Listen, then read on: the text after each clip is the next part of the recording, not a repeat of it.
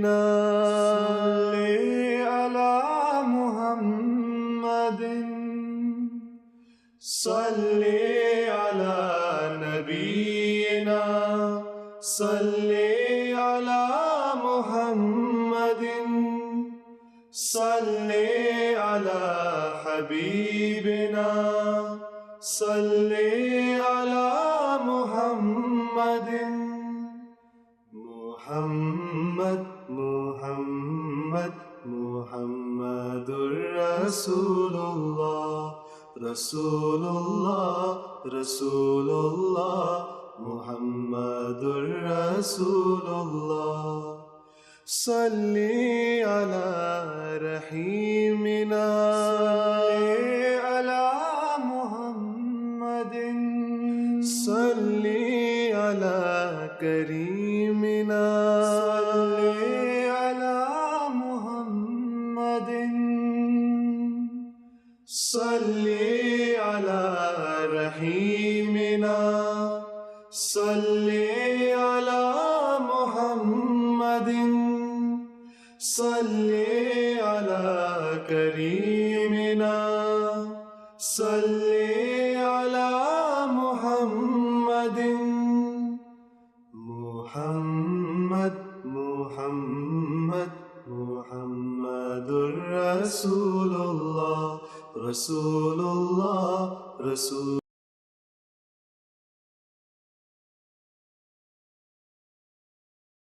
الله رسول الله محمد رسول الله محمد محمد محمد رسول الله رسول الله رسول الله محمد رسول الله يا محمد محمد محمد رسول الله رسول الله رسول الله محمد رسول الله يا قلبي يذكر أحمدا أين الهدى مفني العدا برا كريما محسنا ظهر العطايا والجدا يا قلبي يذكر أحمدا أين الهدى مفني العدا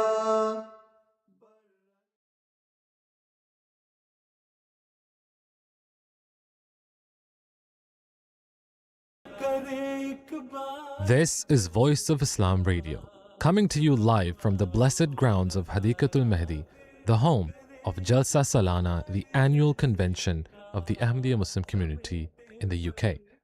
Join us for spiritual reflections, inspiring speeches, and the true spirit of peace and unity.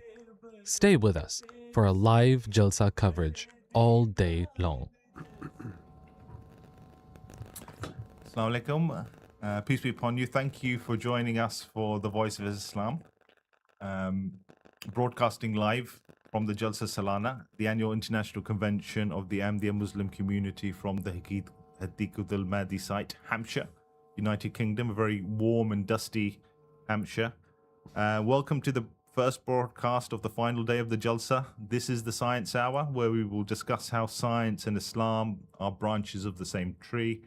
I'm your host, Adil Bajra, and I'm delighted to be joined by a very esteemed panel. We have some regulars and some new members. We've got Dr. Naveed Malik, who holds a PhD in physics, who's now in education. Assalamu alaikum. Islam, great to be here. Yes, thanks for coming again. We have Dr. Shakil Ahmed, who's a consultant psychiatrist. Assalamu alaikum. Nice to see you Peace be again. with you. And we have some two new members, Dr. Musa Sami and Dr. Jalil Bhatti, who are also psychiatrists. So we've got a whole group of psychiatrists with us. I don't know what's the noun for a gaggle of psychiatrists. A herd. Anyway, thank you for all joining us, and it's great to be here again. We were just talking, like in the blink of an eye, another year has passed. But just before we get into the nitty gritty of the topic, I just wanted to take your reflections of the Jalsa this year, what your feelings are, how things are different, and what your perspective is of this, this great gathering again. Do you want me to start? Yeah, Okay. So I was just thinking about this question, and what I noticed that in between Jalsas, we are so busy with our works, with our jobs, and so on. I mean, I personally feel that I kind of take on the character of my profession. So I begin to think of myself, so I'm a teacher. I begin to think of myself as a teacher, and that kind of takes the entirety of my character almost. And if I was to think sometimes that if I didn't have my job, let's say, I wasn't a teacher, who would I be? So I feel like our lives, our professions, our materialistic endeavors are so time consuming that we kind of forget our inner selves and who we are. So what I find always that when I enter the Jalsa site, it helps me break that character. It actually reminds me that I am not just a teacher and so on, and helps me connect with my inner self. And really to do that, I have to connect with God, because God is the one who's between our hearts and ourselves. And it really now begins to bring me to peace. Because in a sense, throughout the year, I feel, so I have quite a stressful job, as you might imagine, and so the psychiatrist might have something to say about that maybe for me. I'll appreciate your advice. It helps me bring myself to peace over these 3 days, because I connect really to my inner self. Very good. What are your reflections on the Jalsa so far? Well, I find that a very beautiful description. And in some ways, it makes me think that it looks like the Jalsa is working for you. That's what we hold Absolutely. the Jalsas for, to make us reflect on ourselves and our life patterns, and to be able to connect with God better. But I've also been working with the guests of the Jalsa, and as you know, there is about 50,000 people attending this year, but a number of them are non-Ahmadi Muslims or non-Muslim guests. And I work with the outreach department, so I've been working with them. So I've had an opportunity to have discussions with them. They come with a curious mind, and usually they are open-minded people, and that's why they end up accepting an invitation of a Muslim organization and attend their meeting. And they've had the opportunity to see how it's well organized, how people are working together. 112 countries are represented in this Jalsa this year, so members from 112 countries. And we've got a beautiful thing about the flags, 112 flags showing, so that's a very beautiful way to show this. And the science exhibitions. So these guests have visited the charitable wing, Humanity First section, and the charitable work, which we know and we are taught is half of our religion, to serve mankind. And similarly, the scientific aspects, the IT, the IEEE, the medical exhibitions that are part of this Jalsa, and the discussions and talks. And it's been amazing for them. Some of them have made comments like, I never thought that religion can be understood so much in relation with science. And I've heard those comments made to me through the guests that I was having discussions with, or they thought that in our perspective, and I wouldn't name what religion or background, but a lady was saying from our perspective, if we try to understand God or religious teaching, it is like we're questioning it, and that's forbidden. And here we are, blessed by the guidance of the promised Messiah, may peace be on him, who has said that, look, religion has to be understood in a rational way. Otherwise, it becomes more of a dogma. So for me, that's been a very wonderful part of my experience. Definitely, we're going to come on to that and discuss how science and religion are part of the same tree. They have the same root, they have the same grounding. Certainly my reflection of the Jalsa is the organisation as well. And we don't always get it right, but this year the organisation has been. I'm very impressed with it. There's been hardly sort of any weaknesses, from the car park to the food to the the toilets and everything. So may Allah bless all the volunteers, especially I think maybe a record turnout. I don't know. We'll see. And the other reflection is we're in a drought, so that's also a sobering thought that we're seeing sort of climate change in real time, really unfolding before us. So let's move on to our main topic of science. So the question I want to put to the panel is, what do we learn about God from the study of science? And if you permit me, I'm just going to start with my own personal experience. It's been a very busy year in my household. I've had an eldest daughter who's been doing her A levels, and at the same time, my son has been doing GCSEs in the same year. So the books have been out, and interesting, they're both studying amongst their subjects physics and maths. Okay, GCSE and A level. Okay. Mashallah. So even and as Asians, we pride ourselves in sort of academic, pursuit, and so I tried to do my bit and teach them in certain topics. Not obviously the whole subject. The brain fades rapidly as you get older. But I've done physics and maths at A level, so there's certain topics I went back and said, okay, you're struggling on this topic. Let me research it. Let me come back and let me see if I can help you on just this, certain key topics like, gravitational fields, statistics, electricity, trigonometry. So I had to go back and relearn these topics, and it was actually quite rewarding and enjoyable. And it got me thinking about this argument that I've heard, and it relates to the fact that these rules and concepts of maths and physics are so ordered. It's like a language. Maths is like a language, and physics is the application of that language. And this language is something so defined that we can teach it. We can teach it to our children, and then we can then use this language to do tasks, basic tasks, to more complex tasks. So think about these rules like trigonometry, calculus, the laws of physics. These ideas, these aren't made up. They're descriptions of patterns and laws that have existed since the beginning of time, since the beginning of the universe. And these have been in place since that beginning of time. Now, humankind, the human consciousness that can appreciate these laws, that can appreciate maths, that can learn maths, came into being after these laws were created. It was an evolution.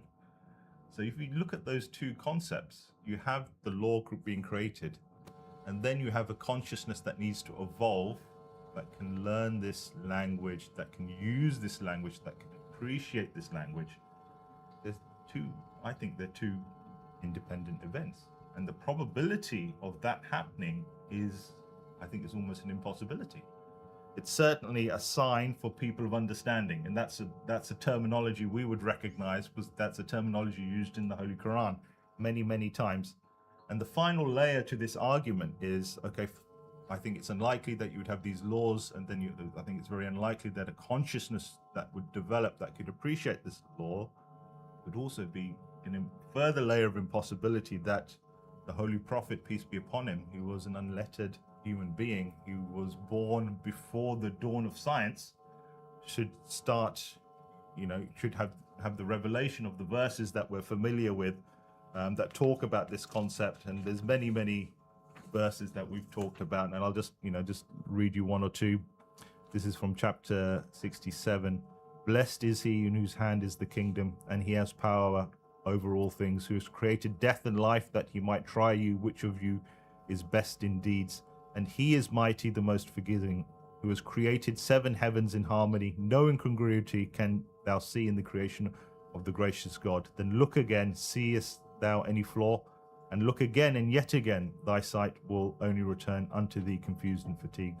And there's, that's one verse. There's dozens of verses like this that tell us to go and reflect and learn, look at science. And these are signs for you. You'll find signs of God in this study. And so I think that's an extraordinary thing. And it's an argument that people are beginning to pick up now. I mean, I don't know if there's a counter argument. I don't know what, the panel's thought is. Is that something that, Ravid, particularly yourself as as more of an expert in this field with your PhD.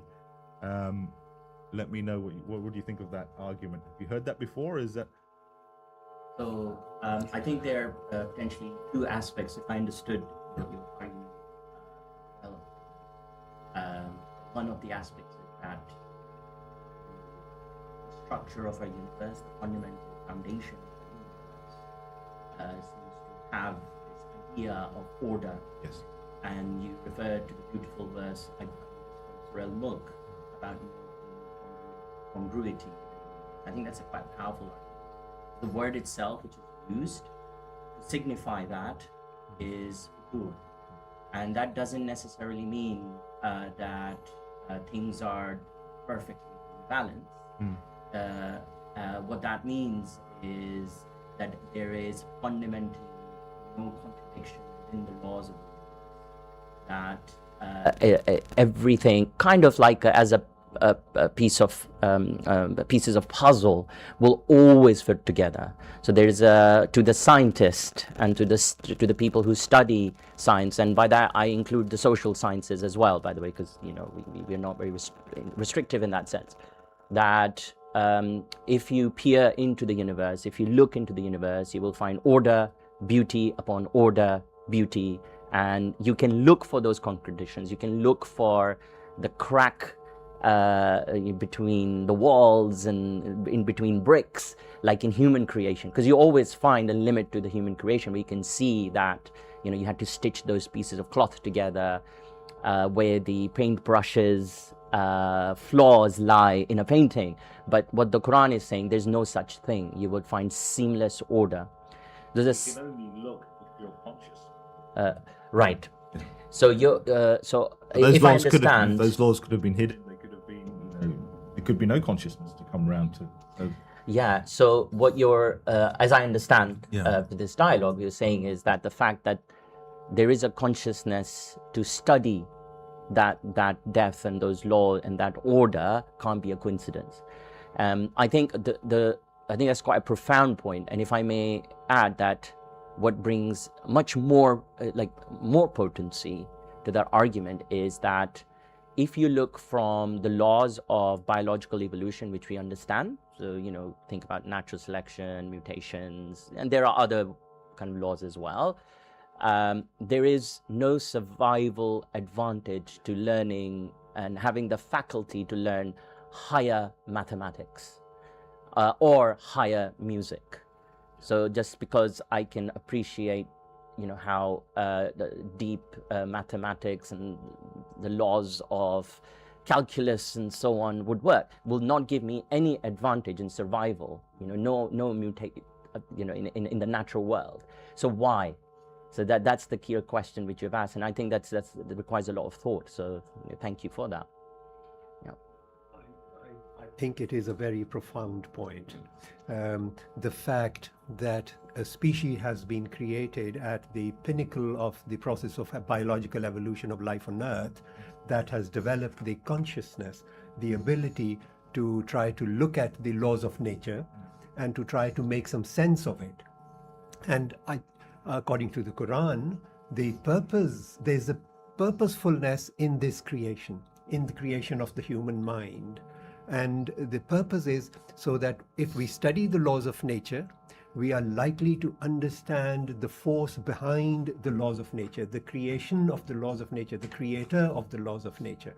And the primary purpose then is supported of us being able to build a relationship. If we understand something, again, as the promised Messiah, peace be on him, the founder of the Ahmadiyya Muslim Association, has said, that if you understand God, only then you will be more successful in your journey to build a relationship with God. So there is that purposefulness in terms of our development of consciousness and the intelligence that the humans have evolved into. And I don't know what you think. I mean, obviously these laws are very detailed. They're inexhaustible. There's no day off. There's no day off for a photon. There's no day off for gravity. It's this, and the sort of attention to detail is mind-boggling. I mean, I often think, and maybe again you come back to me if you disagree. Do you learn something about, I don't know if you can say if God has a personality, but you obviously learn something about his creative approach by studying what he's created. And that's often what I see when I study, when you look at these things, when you look at, the equations, or even in, biology. And I'll give another example. I was recently in an aquarium. I was, after the exams, we went on holiday. So I asked my children where they wanted to go, and they said Japan. I don't know if you've been to Japan. I mean, a slight offshoot, but Japan is a fascinating, disciplined, beautiful country. Anyway, so it was a very hot day. So one day we thought, well, look, we need to be indoors. So we went to this, a sea life center, and they had so many different creatures. And there was one exhibit where they had these jellyfish that were from the depths of the sea. You go there and you see this variety, this beauty. The jellyfish that had sort of different lighting, and you look at that. So much detail had gone into this, and you're thinking, well, who is this? Why is this here? Now, from our perspective, we know that, by the grace of God, we believe in Allah. We know that God has created these things, presumably for us to go there and look at them and study them and understand something about God. And if you look at the Holy Quran itself, and if you study the literature within of the promised Messiah, who we as Ahmadi Muslims believe is the reformer of our time, who's a prophet sent by God, and the caliphs of the promised Messiah. Now, I know Ahmadi Muslims listening would be very familiar with this, but perhaps people who are not Ahmadi Muslims might not be familiar with this idea, that we absolutely subscribe to this idea that there's no contradiction at the very fundamental level between science and between religion. So the second Khalifa put it best, that science is the work of God and religion is the word of God. So fundamentally there cannot be a conflict between the two. And you see this in the Holy Quran, where it doesn't say to us that just think about this and believe this, and just believe it because we're saying it. We've shown some science, so just believe. It doesn't say that. In fact, dozens and dozens of times it said, study the universe yourself, ponder, reflect. Absolutely. And what we as Ahmadi Muslims absolutely understand is that we need to see the physical world as a manifestation of the attributes of God. So some of the examples from this, what come across, so there are some really, really big picture ideas that we get when we study the universe. So the first thing which we see is the big theme is this idea that things seem to evolve from simplicity to complexity. So there is this almost a deeper purpose to everything which occurs. So for example, when we're talking about, again, in a biological sense, the evolution of life and so on, so we do see this emergence of complexity, again going back to Adil, your idea about ultimately consciousness and so on. Whereas in many instances, that is not necessarily advantageous to survival. Yeah. And this has been occurring. Now, there are counter arguments against that, but so for example, there's something called the drunken's walk and the left wall argument, saying that it was inevitable that you had to start off from a cell. If there was no cell, you would not survive, and so you can only go from cell towards complexity. But what you will always find in these arguments, that they're very, very local, that you can say, okay, you can take the next step. But when you actually expand out to the big picture, for example, the evolution of life over millions and millions of years, this drunken walk argument begins to become really, really fallible. So when you look at the big picture, there seems to be a purpose in design. And we see the same thing in a cosmological sense as well, with, for example, the fine-tuning argument, where it looks like the fundamental constants of the universe, and this is not an exotic view, this is the physicists and cosmologists agree with this, they seem to be very, very well fine-tuned to emergence of complexity. Now again, there are arguments and philosophical arguments where people are exploring, but it's a very real thing which the physicists need to explain, that why is it that the strength of gravity, the gravitational constant, if it was just a little bit different, that it doesn't look like that, we would have evolved stars and planets and so on. And it's remarkable when you turn your eyes now from that perspective to the Holy Quran. If you and you study it, you see the exact sequence. So the Holy Quran talks about the creation of the universe occurring from essentially a Big Bang-like event, and it says that there is a purpose to it. I think we're just going to take a short break, Yep. and we'll be back with you shortly. Okay.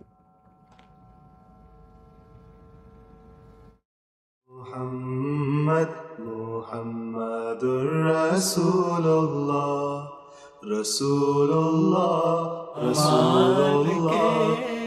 From the heart of Hadeeqatul Mahdi, this is Voice of Islam Radio, your spiritual companion throughout Jalsa Salana UK 2026. Experience the power of unity, hear inspiring speeches, and feel the global brotherhood as we bring you live coverage from Jalsa Salana.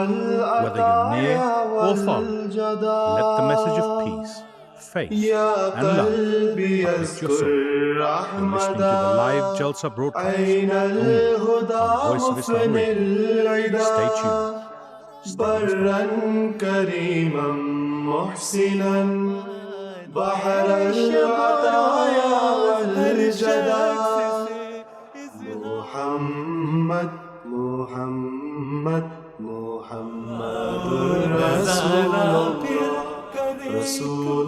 This is Voice of Islam Radio, coming to you live from the blessed grounds of Hadeeqatul Mahdi, the home of Jalsa Salana, the annual convention of the Ahmadiyya Muslim community in the UK. Join us for spiritual reflections, inspiring speeches, and the true spirit of peace and unity. Stay with us for a live Jalsa coverage all day long.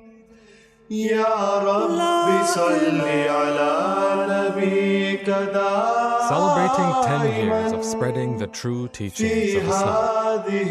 Broadcasting live from the blessed grounds of Hadeeqatul Mahdi in Hampshire, the home of Jalsa Salana UK. One voice, the voice of Islam.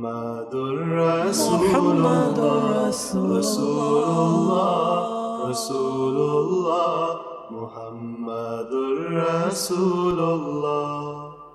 Salli ala nabiyyina, salli ala Muhammadin, salli ala habibina, salli ala From the heart of Hadeeqatul Mahdi, this is Voice of Islam Radio, your spiritual companion throughout Jalsa Salana UK 2026. Experience the power of unity, hear inspiring speeches, and feel the global brotherhood as we bring you live coverage from Jalsa Salana. Whether you're near or far, let the message of peace, faith, and love uplift your soul.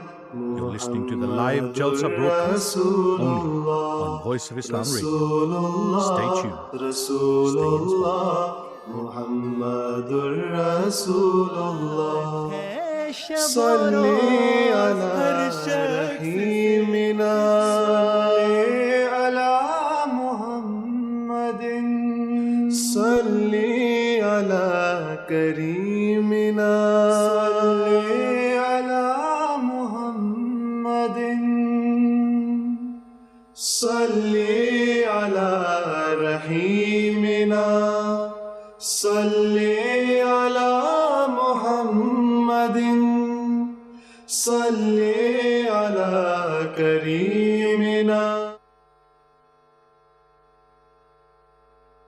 Muhammad, Muhammad, Muhammadur Rasulullah, Rasulullah, Rasulullah, Muhammadur Rasulullah.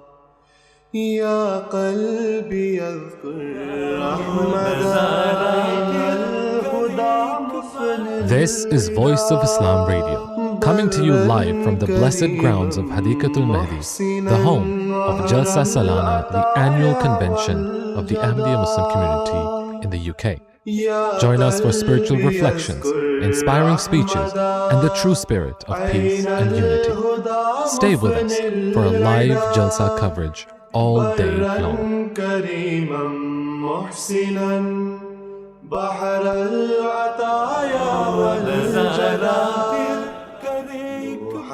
This is Voice of Islam Radio, coming to you live from the blessed grounds of Hadeeqatul Mahdi, the home of Jalsa Salana, the annual convention of the Ahmadiyya Muslim community in the UK. Join us for spiritual reflections, inspiring speeches, and the true spirit of peace and unity. Stay with us for a live Jalsa coverage all day long.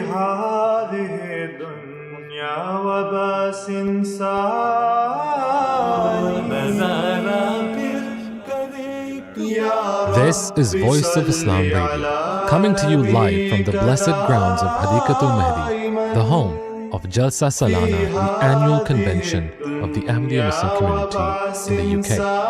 Join us for spiritual reflections, inspiring speeches, and the true spirit of peace and unity. Stay with us for a live Jalsa coverage all day long. Rasulullah, Muhammadur Rasulullah. Salli ala nabiyyina. The attributes of God are beyond what we understand the attributes of matter are, the solids, liquids, and gases. So the point here that I pick up is that the atheism, in fact, is less compatible with science, and religion is more compatible with science. And that I find very interesting. Yeah, and certainly in the discussion we're having, one important fact is that the consciousness needs to come about to appreciate, for instance, the laws, to study these things. So, Jalil, I'm going to put it to you as, as an expert in the field of human consciousness and human learning. We've discussed this on a previous episode as well. It seems to be one of the last great mysteries of science, human consciousness, what it takes for,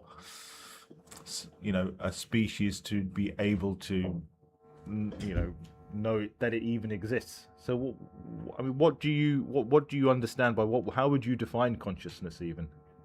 I think there's a couple of elements to that, really, and I think we have to think about all our faculties to understand consciousness.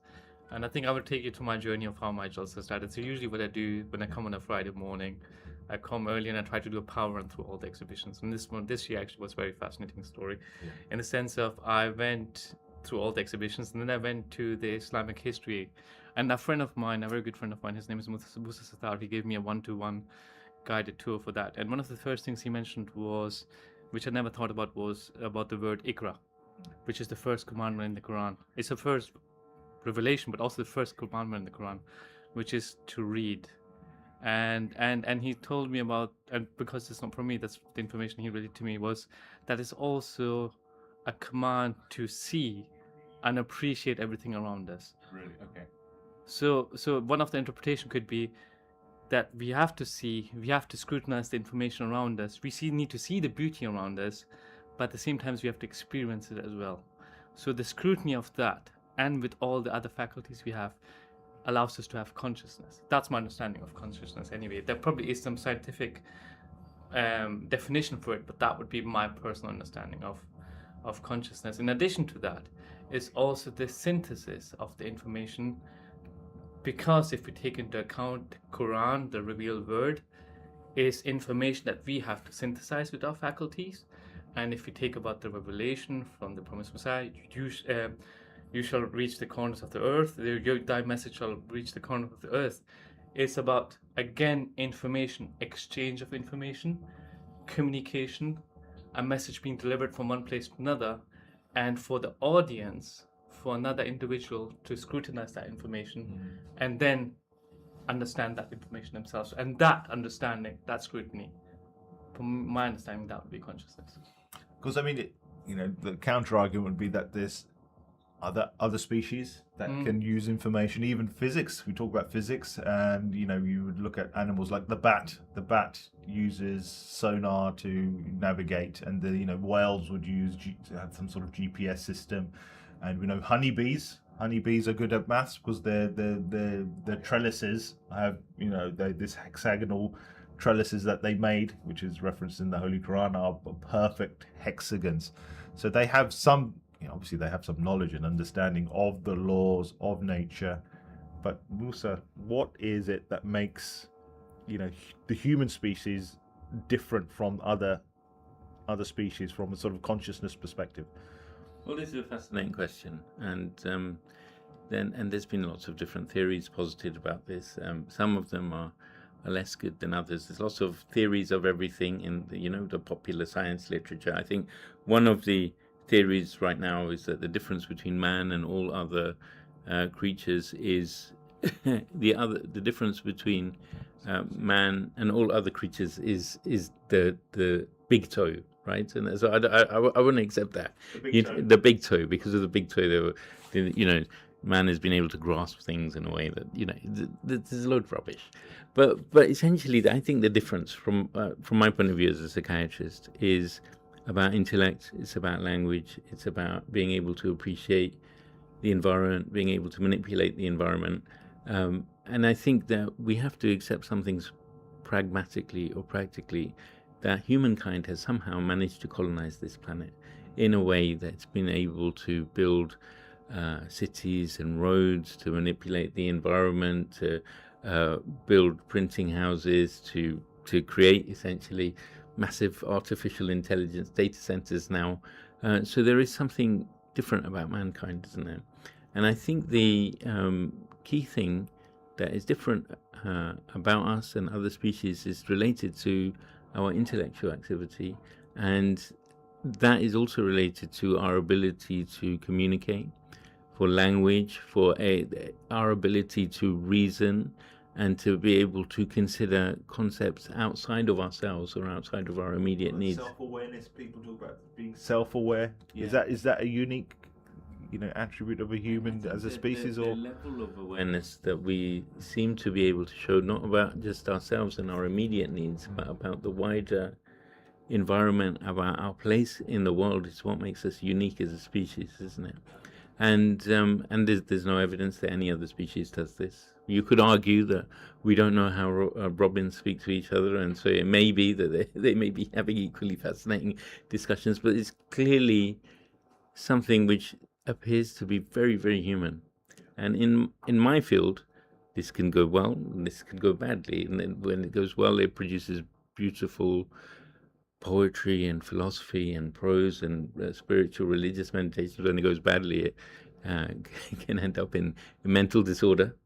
But I think it's something that we really need to appreciate. One other thing I just want to add to this conversation, there's one thing is about consciousness as a property, and then the other thing I think that's really important is about our use of our consciousness. So we have words in our literature which others will have come across, subconscious, unconscious, preconscious, and the idea there, I won't go through each of these categories, but the idea is that we can consciously apply our minds to as Jalil was saying, to an anxious scrutiny of the world and the environment around us, or we can sort of subconsciously just live through the world and our life and let it pass over us. And whether we use our consciousness to consider these questions is part of life. Well, it's interesting you mentioned that there's sort of different description, different layers of consciousness, and this makes me think about a book that most of us will know, The Philosophy of the Teaching of Islam,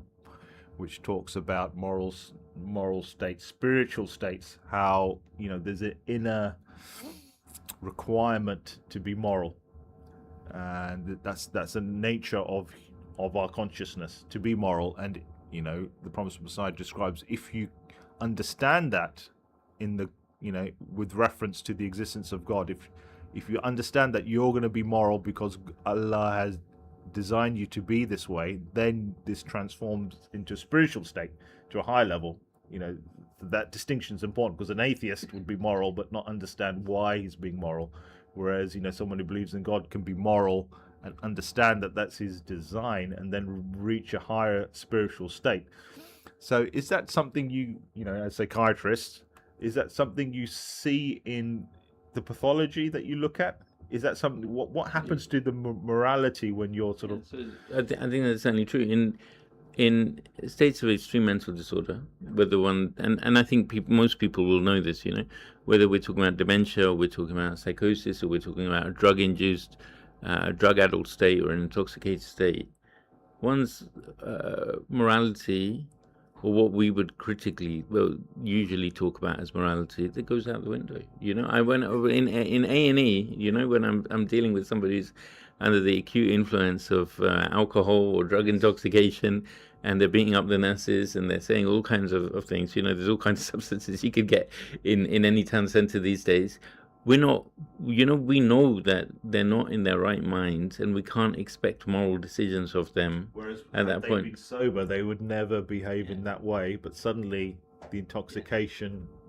that's a drug-induced form of altered mind state, but there can be illness-induced forms as well, and we see that as well. We see people with dementia, for example, perhaps being more rough or maybe swearing, and we know that isn't what they were like, when they had their senses about them, right? I see this with schizophrenia as well, right? So I think morality, you're right. I think your question is morality a very conscious property, relying on high levels of kind of intellect and the application of our humanity? And I think, yes, it is.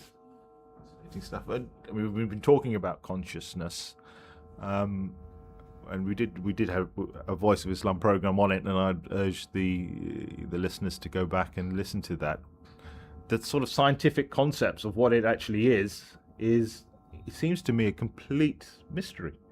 There was a time where, just like the laws of physics, people thought that consciousness is just your the neurons, your neurons in your brain, and that's all it is. It's just those signals, that a little bit of electricity flowing around in the brain. But then the sort of when people have studied pathology and conditions like epilepsy, I was reading this book where there's in epilepsy there was this one treatment for it was to sever the two hemispheres.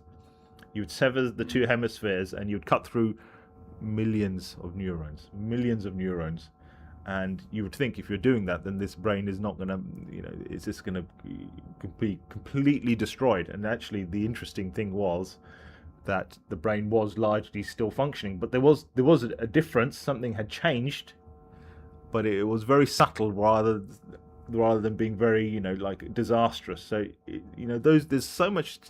I mean, you guys would know better than me. There's so much evidence that consciousness isn't those signals. It isn't those neurons, that electricity. It's something completely different. And there's some very bizarre theories of what it might be. But I don't know. Is there something? I mean, you work in this field. You must have some. Once I was in some psychotherapy training, right? Yeah. And so what happens is, in these groups that we have, you have lots of different doctors, and some of them are very psychologically minded, and some of them are very biologically minded. Some of them want to think about the neurons and the brains and the brain chemistry, and some of them want to think about the trauma and the narrative and these kind of things, right? And so there was one of these biological type psychiatrists who was arguing with the tutor, and the tutor this thing has just really struck with me. He said, well, think about a patient who's had a car accident and has lost his limbs or his function or his job, and you can now tell me which neurons are going to light up in the brain scan if which represents his trauma, and you might be even able to quantify it and tell me how much of the neurotransmitter is released and these kind of things.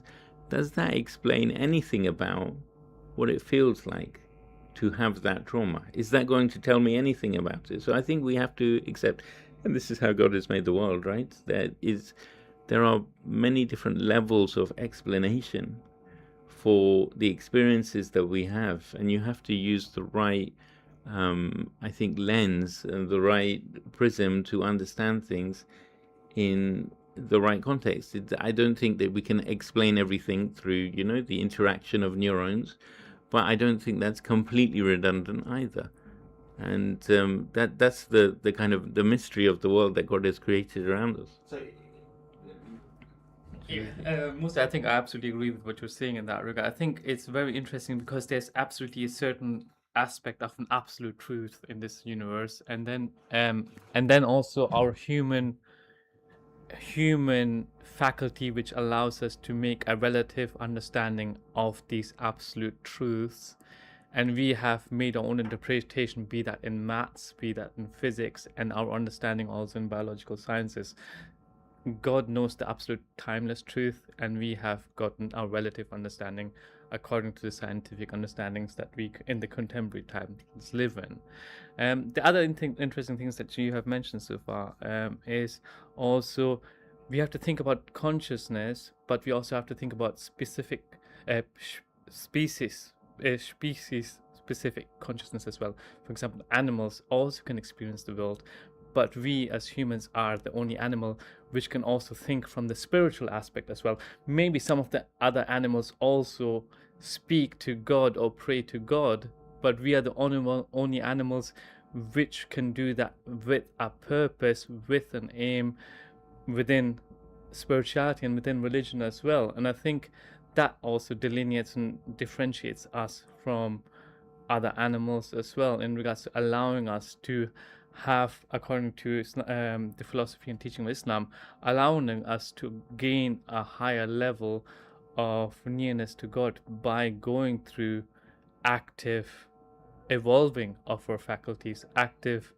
closeness to God by following the commands that we've given. Another question I'll put you to the psychiatrist in the room. So in terms of when it comes to therapy, if human consciousness is just neurotransmitters and chemicals, then obviously the therapy for the illnesses would just be chemical. But that's obviously, I don't think that's the mainstay of your treatment. Is that right? Is it? It's more the sort of the cognitive behavioral and the talking and the sort of so the intellectual exercises. The usual framework that we use right now, which I think is deficient, is something called a biopsychosocial model.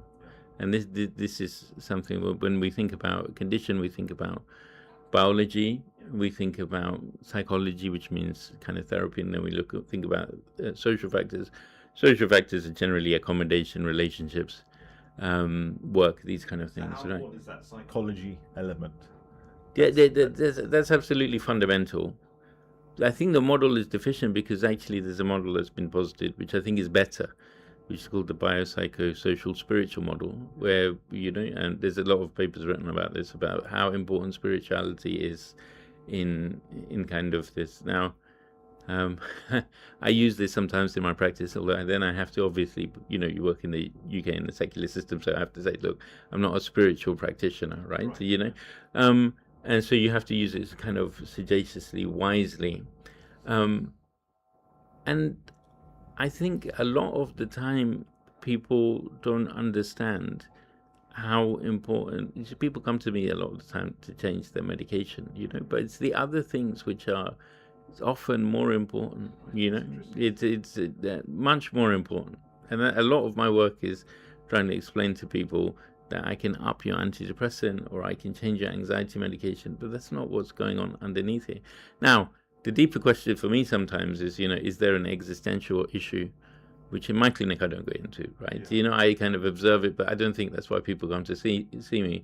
But I think it's something worth really pondering about what it means to be content with ourselves and what satisfaction. Psychology, the cognitive behavioral therapy, it's just thinking, it's reflecting, isn't it? And there's certainly a crossover between that and what we do, from a religious. Yeah. But what is CBT or mindfulness? These are basically repackaged ancient traditional wisdoms. They've come from, you can get them from Sufi teachings, you can get them from Christian mystical thought, you can get them from Buddhist manuals. A lot of it is repackaged. It's not new stuff. What's the fundamental of it? Is it just thinking and talking and reflecting? I think so. For example, I'll give you cognitive behavioral therapy is thinking about our thoughts, behaviors, emotions, and our physical states are all interlinked. Of course, if Ahmadis say that, and sometimes I do CBT with Ahmadis, Yes. The Promised Messiah has said exactly the same thing. Yes. Sometimes in actually very profound and deep ways, which are deeper than than the CBT manuals, you know. So he talks about if you start to cry, you will feel sad. If you start to laugh, you will lift the spirits, and how these things are all interlinked, right? So these are not new things.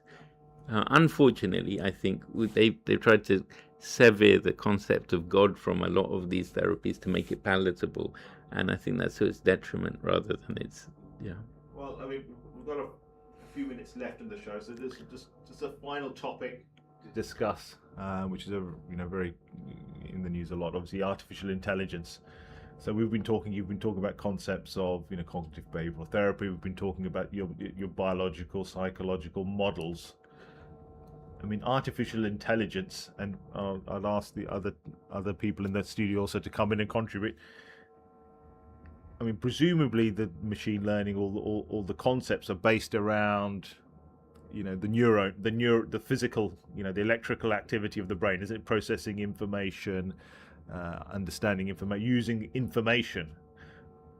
When it comes to sort of psychology, how can that be modeled in the same way? Can you model psychology, empathy? Can you model that in a machine? I think that's a fascinating question, and there's two schools of thought on this. So one school of thought is that empathy or emotional awareness or our emotional states are just a product of our intelligence. I think that's completely wrong, right? I don't, so this is called our affective state, right? Our sense of self, right? And I think that it's just a reflection on our hunger or our physical needs. It's just a manifestation of that. Or so if you get to a certain level of intelligence, you will get to a certain emotions that follow it as well. Like sadness or pity or these kind of things. Okay. And so the pure kind of machine learning theorists who believe this, and there are some people who believe this, I think it's very dangerous. Right. They think that the brain is just a collection of neurons, and at a certain level you develop all of these emotions, right? There's another school of thought saying that these things are actually quite separate, so our emotional centers and our intelligence centers are really separate. And what AI machines are doing at the moment is they're kind of sorting through data, but they don't have a sense of self or awareness or sadness or happiness or pity. They can appear that they do, I'm sure if you have ChatGPT, and you see it can tell you that, yes, you've given great answers, or that's a great question, you can momentarily be worried or think that it's understanding you, but that's a different thing to what it actually means to feel and understand and have emotions. And I don't think we've got to the point where we've been able to replicate emotional machines, and I would be worried if we get to that point. Where would morality come into it? Absolutely. Because, I mean, a machine can learn how to behave in certain circumstances. Like if you're giving information about financial loss, then it could sort of empathize, couldn't it? Or some illness, it can say you'll come up with some terminology to appropriate terms. But then morality, we know from Islam, is a lot more than that. It's the act, that goes way beyond that. The selfless act, that when you're thinking about God and humankind, and you're going the extra level. So I don't know, Julie, what are your thoughts? Do you think? How would you begin? It's very impossible to model that, wouldn't it? So sure, I think I'm even just thinking about the most basics. I mean, I use occasionally AI tools, but I think one of the things that I have to think about is we as humans, when we think about even morality or just action, we have to actually initiate that action as well. If you want to be morally good or morally bad, we actually have to start with an action to do that. Whereas for AI, you actually have to give it we as users have to give it some starting point, and then because we are putting that prompt or whatever, the message that we want from it, and whatever we want, we cannot ask it to be moral because we actually as users define what we want out of it. So that is again depending on our morality of what we want out of it. It as a tool, if you would say, without thinking at this point of time, we don't know how things will be in 10-20 years of time. At this point, it's just doing something A to Z, and we asked it to go from A to Z.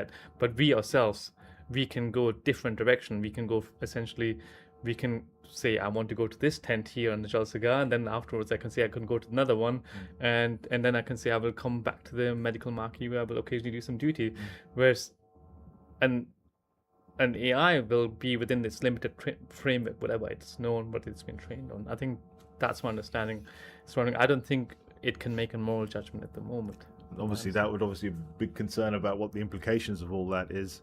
I mean, and then as Muslims, I mean, we have great examples of what morality is, because we follow people who were moral. I mean, why are we believers in the Holy Prophet, peace be upon him? It's because of his morality. His morality changed the world. People saw his morality and were amazed. And that's the same with all the prophets. Their morality is what made them stand out way above everyone else, such that even thousands of years later, we're talking about prophets where before people could even write things, we're remembering them. So I mean, sort of the implications of having systems that don't have that ability is obviously, that's the thing that people worry about, don't they? Because you could then, the machine isn't going to think about job losses or anything else. So is that a worry? Should we be worried? Well, I think we should be worried, and there are some wars seem to be being fought with AI at the moment, and there are certainly some things that have happened already that we don't know the full story, which it seems have just been ghastly. One thing that I come back to quite a lot more in the last couple of years, there's a verse in the Quran, or in Surah Al-Baqarah, I believe, where God. Okay, well, we're going to end this topic. Well, thank you all for joining us. Please join us again in future episodes and enjoy the rest of your day. Jazakallah. Assalamu alaikum. Muhammad, Muhammad, Muhammadur Rasulullah, Rasulullah, Rasulullah, Muhammadur Rasulullah.